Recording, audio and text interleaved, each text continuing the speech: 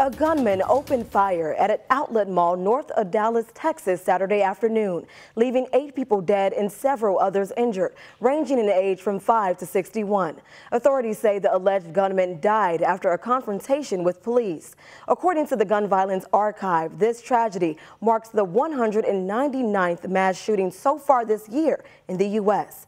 ABC's Melissa Adon has the latest from Allen, Texas.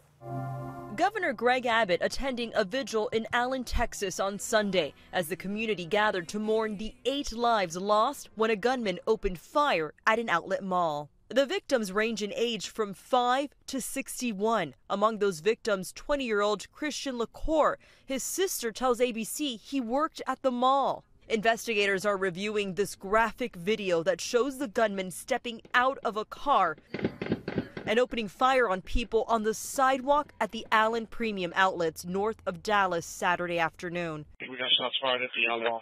A police officer was in the area on a different call when he heard the gunshots. Minutes later, saying he'd taken down the shooter.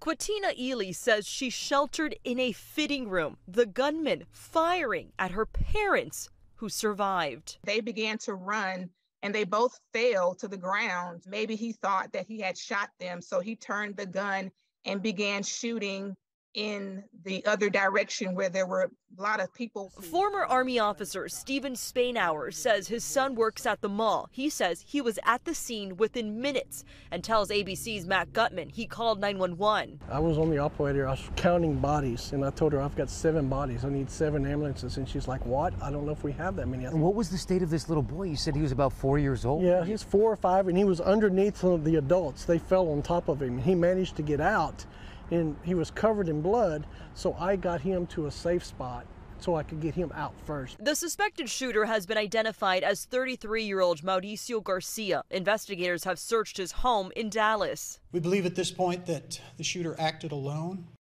Authorities tell ABC News they have not yet determined a motive. They say in 2008, Garcia was discharged from the Army for mental health concerns. Investigators are now poring over his social media history, finding racially motivated posts, and they say that he was wearing a patch with white supremacist insignia. Melissa Adon, ABC News, Allen, Texas.